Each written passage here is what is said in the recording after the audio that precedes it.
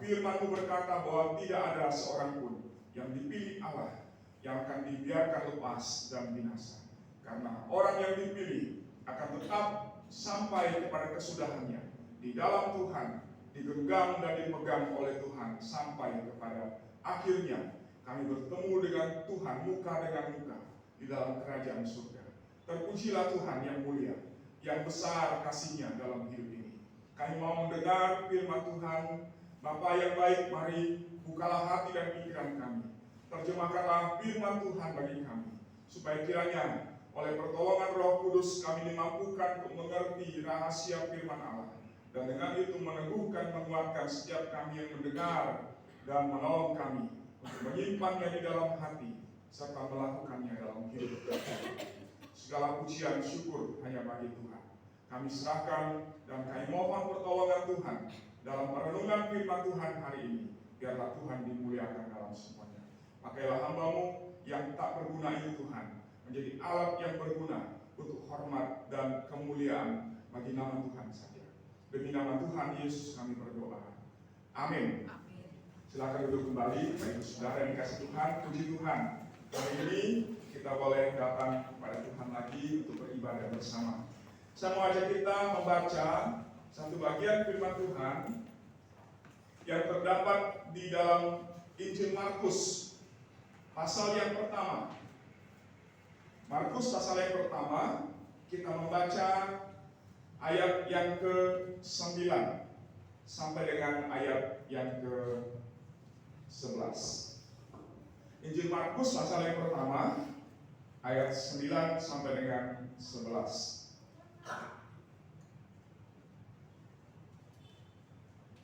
Kalau sudah dapat kita baca bagian firman Tuhan ini secara bersama-sama Bapak Ibu, karena hanya 3 ayat saja, ya. Mari kita mulai pembacaan firman Tuhan. Saya bacakan judulnya terlebih dahulu.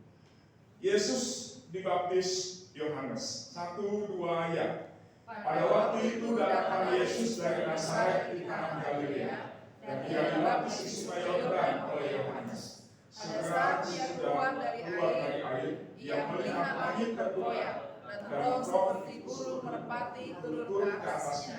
Lalu terdengarlah suara dari surga, "Engkaulah Anakku yang kekasih, kepadamulah Aku berkenan." Bapak Ibu Saudara dikasih Tuhan, puji Tuhan. Minggu ini kita dalam kalender gereja itu merayakan atau memperingati Yesus dibaptis oleh Yohanes Pembaptis. Nah, memang kalau secara kalender kita kok seperti cepat gitu ya. Baru Natal, tahun baru, lalu kemudian minggu pertama itu sudah merayakan pembaptisan Yesus, gitu ya.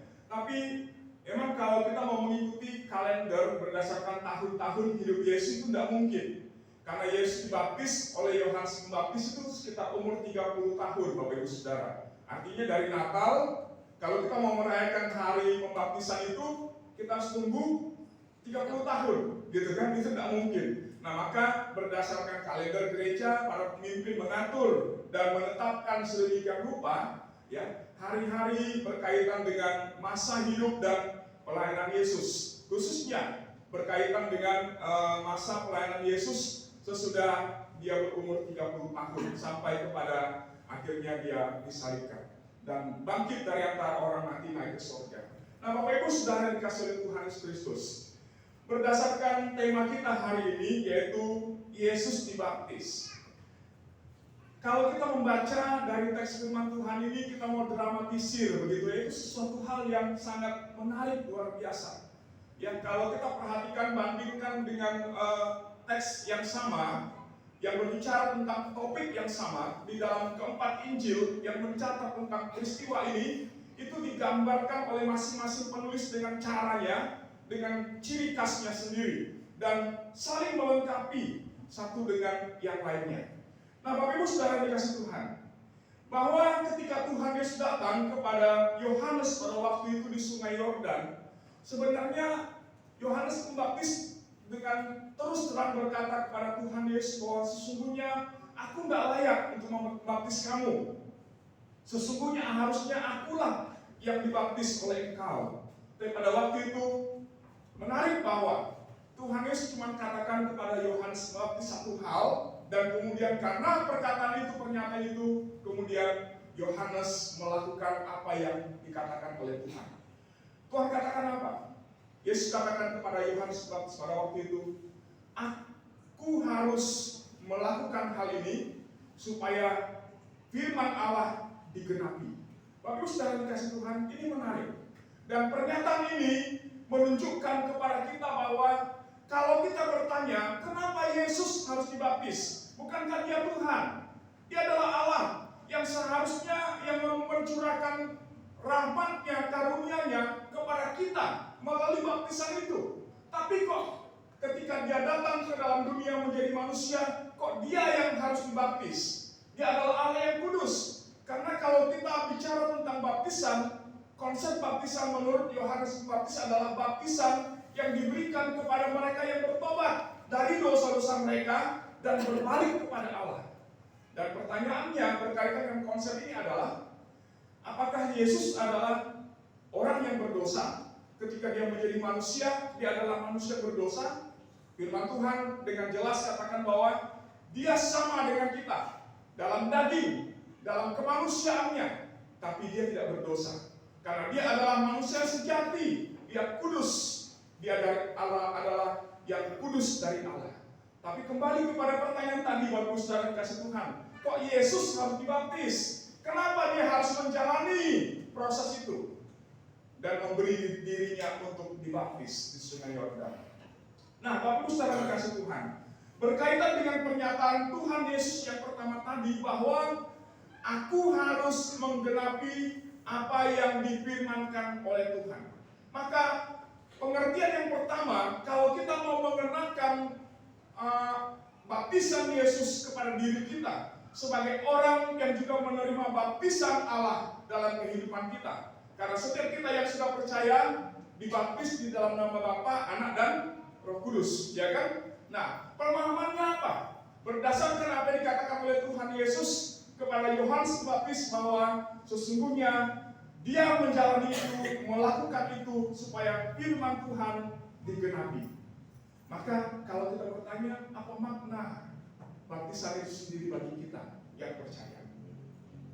Pemahaman yang pertama, pengertian yang pertama yang harus kita mengerti adalah bahwa melalui baptisan itu firman Allah, kehendak Allah digenapi di dalam kehidupan kita. Karena memang kita hidup untuk melakukan firman Tuhan dan menggenapkan kehendak Allah di dalam kehidupan kita.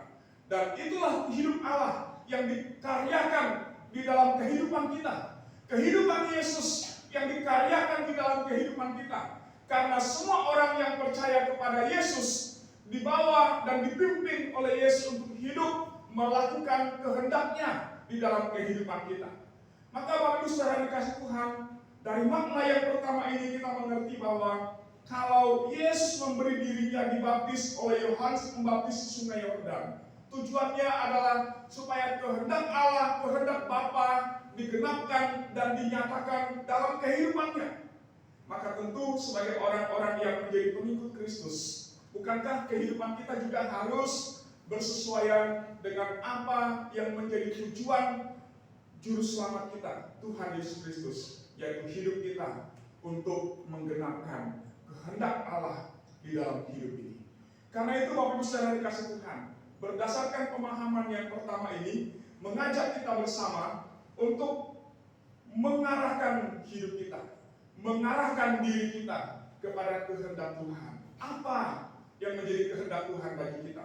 Maka itu harus kita pikirkan, kita renungkan, kita bertanya kepada diri kita, dan kita lakukan, kita kerjakan dengan seluruh hidup kita, dengan sepenuh hati kita. Supaya kehidupan kita yang sudah diselamatkan oleh Kristus itu menjadi hidup yang akhirnya sesuai dengan kehendak Tuhan itu sendiri. Maka Bapak Ibu Saudara dikasih Tuhan, mari kita bertanya dan kita merenungkan kebenaran ini di dalam diri kita masing-masing. Mari kita bertanya dan mengarahkan diri kita kepada apa yang menjadi kehendak Allah di dalam hidup kita. Baik kita sebagai orang yang percaya dalam kaitan pertanggungjawaban iman kita kepada Allah dengan diri kita sendiri. Kita bertanya kepada diri kita, apa yang menjadi kehendak Allah dalam hidupku setelah aku diselamatkan? Apa yang menjadi kehendak Allah untuk aku kejar dan aku kerjakan di dalam hidup ini sampai kepada akhirnya? Dan dalam hubungan dengan keluarga kita, maka pertanyaan yang sama adalah, apa yang menjadi kehendak Allah bagi keluargaku? Apa yang menjadi keinginan Tuhan bagi keluargaku? Apa yang Tuhan mau nyatakan dan Tuhan genapkan dalam rencananya, kehendaknya yang mulia itu atas keluargaku? Bapak Ibu Saudara dikasih Tuhan, karena hidup ini adalah hidup didasarkan kepada kehendak Allah. Maka tentu ketika kita sebagai keluarga, pasangan suami istri diberkati di gereja, bukan hanya sekedar masalah diberkati di gereja, tapi diberkati menjadi keluarga, menjadi satu di dalam Tuhan, supaya keluarga yang dibentuk dan yang diberkati oleh Allah itu dituntun dan diarahkan kepada kehidupan, melakukan dan menjalani hidup keluarga itu di dalam kehendak Allah, menggenapkan kehendak Allah di dalam kehidupan keluarga kita. Maka keluarga Kristen, keluarga yang percaya kepada Tuhan Yesus, adalah keluarga yang berjalan di dalam Tuhan, melakukan kehendak Allah di dalam kehidupannya.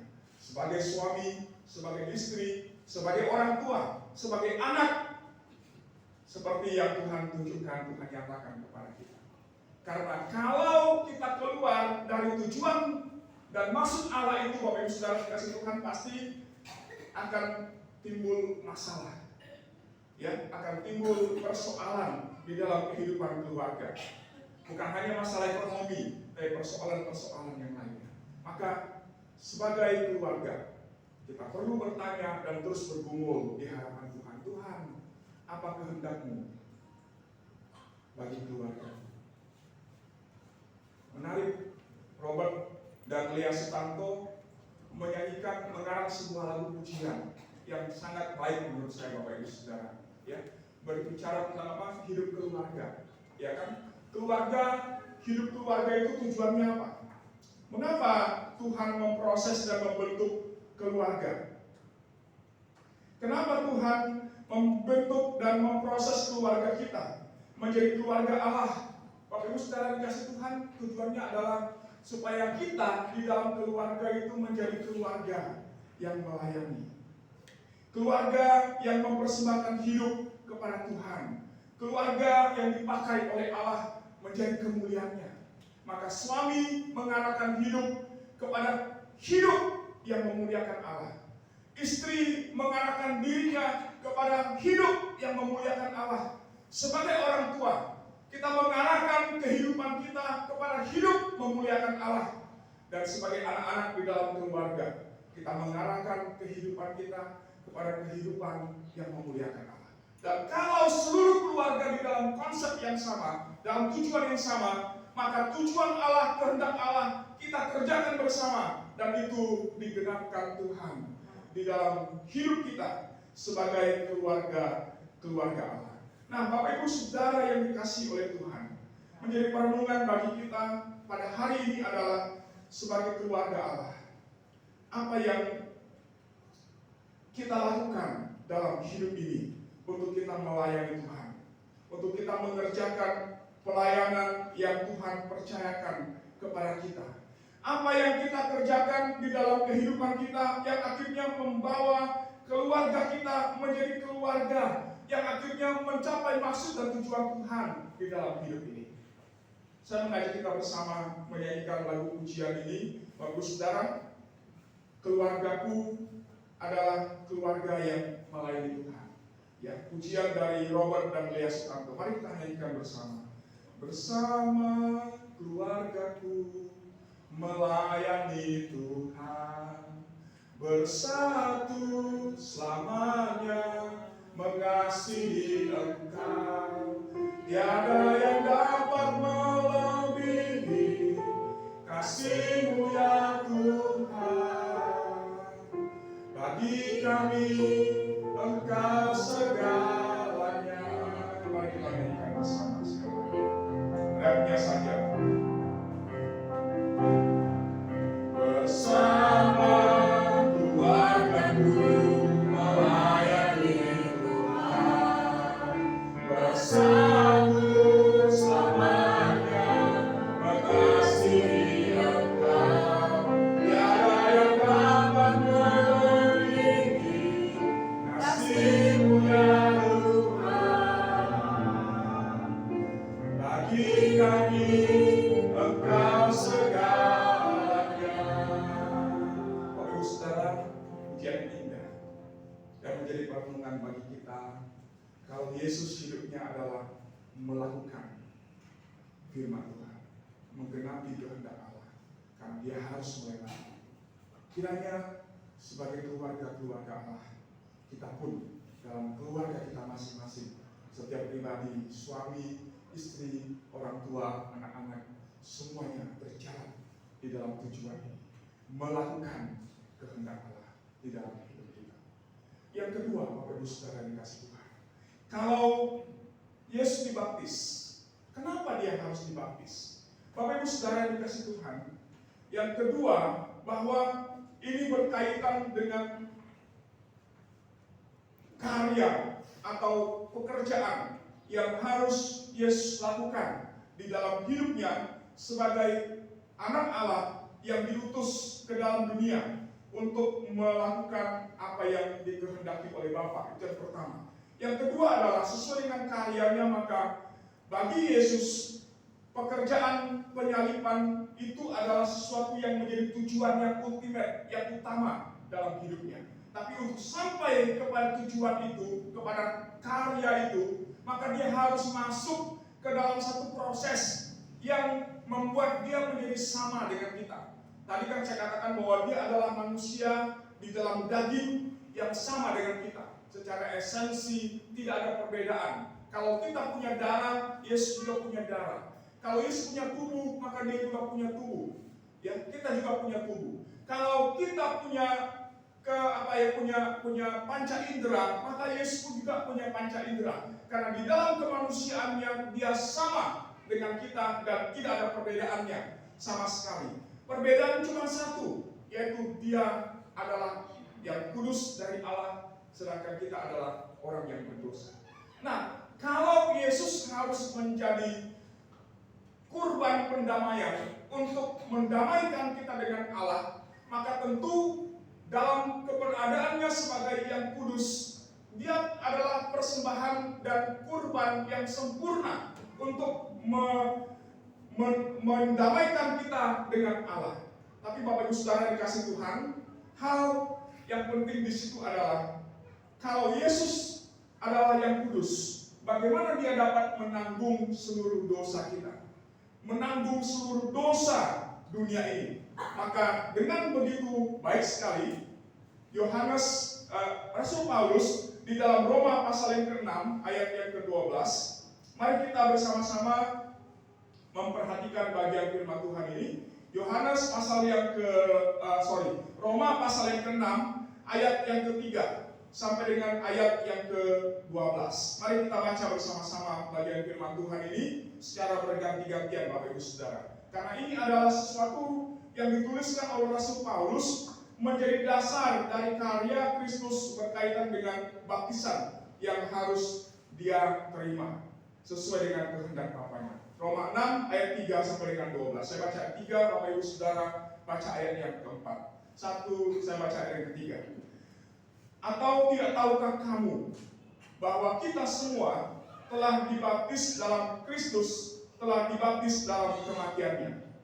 Dengan demikian kita telah dikuburkan bersama-sama dengan Dia oleh baptisan dalam kematian, supaya sama seperti Kristus telah dibangkitkan dari antara orang mati oleh kemuliaan Bapa, demikian juga kita akan hidup dalam hidup yang baru. Sebab jika kita telah menjadi satu dengan apa yang sama dengan kematiannya, kita juga akan menjadi satu dengan apa yang sama dengan kebangkitannya. Karena kita tahu bahwa manusia lama kita telah turun disalibkan, supaya tubuh dosa kita hilang kuasanya, agar jangan kita menghambakan diri lagi kepada dosa. Sebab siapa yang telah mati, dia telah bebas dari dosa. Jadi jika kita telah mati dengan Kristus, kita percaya bahwa kita akan hidup juga dengan Dia. Karena kita tahu bahwa Kristus sesudah Ia bangkit dari antara orang mati, tidak mati lagi, maut tidak berkuasa lagi atas Dia. Sebab kematiannya adalah kematian terhadap dosa, satu kali dan untuk selama-lamanya. Dan kehidupannya adalah kehidupan bagi Allah. Demikianlah hendaknya kamu memandangnya bahwa kamu telah mati bagi dosa, tapi kamu hidup bagi Allah dalam Kristus Yesus. Sebab itu hendaklah dosa jangan berkuasa lagi dalam tubuhmu yang fana, supaya kamu jangan lagi menuruti keinginannya. Ya, Bapak Ibu Saudara dikasih Tuhan, kenapa Yesus harus dibaptis? Jawabannya adalah supaya kepadanya ditanggungkan dosa yang harusnya ditanggungkan kepada kita. Supaya di dalam diri Yesus mengenakan apa yang harusnya dikenakan kepada kita. Karena dosa itu adalah dosa kita. Dan seharusnya yang dihukum itu adalah kita. Tetapi semua itu ditimpakan kepada Yesus. Maka ketika Yesus dibaptis, secara aklamasi dia mengatakan bahwa dia adalah domba Allah yang akan dipersembahkan di atas mezbah Allah menjadi kurban yang sempurna untuk menanggung dan menggantikan dosa yang harusnya ditanggungkan kepada kita. Maka di dalam 2 Korintus pasal yang kelima ayat 21, Rasul Paulus mengatakan, dia yang tidak mengenal dosa telah dibuatnya menjadi dosa karena kita, supaya dalam dia kita dibenarkan oleh Allah. Yesus yang tidak berdosa adalah manusia yang sempurna itu, manusia sejati itu harus mengenakan dosa. Artinya dosa kita diambil dari kita dan dilekatkan kepada Yesus, dikenakan, ditaruh di dalam diri Yesus, supaya dengan jalan itu dia yang kudus itu dapat dipersembahkan kepada Allah untuk menjadi kurban penghapusan dosa. Seperti yang diperintahkan Allah di dalam kitab Imamat, bagi orang-orang Israel yang berdosa harus membawa domba yang sempurna, domba yang baik untuk dipersembahkan kepada Allah. Demikianlah Kristus diberikan kepada kita untuk dipersembahkan kepada Allah sebagai domba yang sempurna. Dengan jalan itu kita mendapatkan pengampunan dosa dan diperdamaikan dengan Allah. Maka Bapak Ibu Saudara yang dikasih Tuhan, ketika Yesus berkata, aku datang untuk melakukan kehendak Bapakku, maka dengan jalan inilah dia menggenapi perkataan yang diucapkan oleh Bapa sesudah dia dibaptis di Sungai Yordan. Ada suara Bapa dari langit, dari surga berkata, engkaulah anakku yang terkasih, kepadamulah aku berkenan. Dengan dia mengambil dosa dunia dan mengenakan kepada dirinya, dengan jalan itulah dia membawa dirinya untuk diperkenan oleh Allah di dalam kehidupannya. Supaya akhirnya Bapak Ibu Saudara dikasih Tuhan, dengan jalan itu kita orang-orang yang berdosa ini sekali lagi diperdamaikan dengan Allah dan diberikan keselamatan kehidupan yang kekal. Dari firman Tuhan ini kita belajar bahwa Tuhan ingin menunjukkan bahwa melalui proses baptisan itu sebagai satu-satunya jalan yang dapat menuntun kita kepada kehidupan yang kekal. Bapak Ibu Saudara dikasih Tuhan, baptisan itu bukan baptisan yang menyelamatkan, tapi baptisan itu adalah tanda keselamatan yang diberikan oleh Allah kepada kita. Maka setiap orang yang percaya, firman Tuhan katakan dalam Matius 28 ayat yang ke-20, setiap orang yang percaya dia harus dibaptis di dalam nama Bapa, Anak, dan Roh Kudus. Baptisan itu sebagai tanda yang dikenakan kepada kita, yang menjadikan kita sebagai orang-orang yang diselamatkan oleh Tuhan. Bapak Ibu Saudara kasih Tuhan, karena itu baptisan itu tidak menyelamatkan. Baptisan itu bukan sebagai sesuatu yang menyelamatkan. Karena itu kalau kita berhadapan dengan pengajaran-pengajaran di dalam gereja yang mengajarkan bahwa baptisan itu adalah baptisan yang menyelamatkan, maka ini adalah sesuatu yang didasarkan kepada ketidakmengertian, pemahaman yang dangkal tentang karya Kristus di dalam kehidupan kita sebagai orang yang percaya. Maka Bapak Ibu Saudara yang dikasih Tuhan, Dalam bagian ini Tuhan Yesus mengatakan kepada kita melalui proses baptisan yang dia jalani pada waktu itu adalah sebagai tanda bahwa sebagaimana Yesus dibaptis, maka demikian pun kita yang percaya kepadanya harus dibaptis. Dan itu menjadi tanda yang diberikan oleh Tuhan. Tapi maknanya bagi kita apa? Bapak Ibu Saudara yang kasih Tuhan, Roma pasal yang ke-6 tadi menjelaskan kepada kita bahwa tanda baptisan yang dikenakan oleh Kristus mengandung satu makna yang penting bagi kita sebagai orang yang percaya. Maka di dalam Roma 6 ayat yang ke-4 di sana dikatakan, dengan demikian kita telah dikubur bersama-sama dengan dia oleh baptisan dalam kematian, supaya sama seperti Kristus telah dibangkitkan dari antara orang mati oleh kemuliaan Bapa, demikian juga kita akan hidup dalam hidup yang baru. Ini mengandung dua makna, Bapak Ibu Saudara. Yang pertama, melalui baptisan itu sebagai tanda kematian, itu menunjukkan bahwa sebagaimana Yesus mati sebagai kurban untuk penebusan dosa bagi kita di kayu salib, demikianlah dengan kematian Kristus di kayu salib itu kita memandang diri kita sebagai orang yang percaya bahwa kita pun telah mati untuk dosa. Bahwa hidup kita yang sudah diselamatkan tidak ada tempat untuk dosa di dalamnya. Maka kehidupan yang sudah diselamatkan oleh Yesus itu adalah hidup yang dikuduskan supaya kekudusan Allah nyata di dalam kehidupan kita sebagai orang-orang yang percaya. Maka kemanapun kita pergi, apapun yang kita lakukan, kita mengenakan kematian Kristus di dalam tubuh kita. Supaya kematian itu mengingatkan kita kepada dosa yang telah mati di dalam diri kita. Bapak Ibu Saudara yang dikasih oleh Tuhan Yesus Kristus, maka dari bagian ini, makna yang pertama ini mengingatkan kepada kita kepada pengertian yang pertama dari baptisan itu. Hidup melakukan kehendak Allah. Hidup kita adalah untuk menggenapi kehendak Allah. Karena itu tidak mungkin orang akan dapat melakukan kehendak Allah kalau dalam hidupnya dia masih tetap melakukan dosa. Dia terus berpegang dalam dosa. Makna ini artinya apa? Mengulangi dosa yang sama, terus-menerus jatuh dalam dosa yang sama. Mengulangi dosa yang sama dan terus berkubang di dalam dosa itu. Dan tidak mau bangkit keluar. Karena karya Kristus telah menyelesaikan dosa kita di kayu salib. Sehingga tidak ada dosa yang tidak bisa diselesaikan oleh Allah dalam dunia ini, Bapak Ibu Saudara yang kasih Tuhan. Dan tidak ada dosa yang mengikat orang yang percaya. Ketika dia memahami dan mengenakan kematian Yesus dalam dirinya, maka itu akan memberikan satu kekuatan dari Allah, bukan dari diri kita, dari Allah untuk membuat kita akhirnya menang atas dosa dan mengalahkan dosa itu. Maka orang yang percaya kepada Yesus diberikan hati yang peka terhadap dosa. Sekalipun bisa jatuh dalam dosa, tapi dalam kejatuhan itu, dalam hatinya akan timbul satu duka cita karena dosa itu yang akhirnya mendorong dia untuk akhirnya menyesali dosanya dan berbalik kepada Allah, meminta pengampunan dari Tuhan dan dikuduskan oleh Tuhan.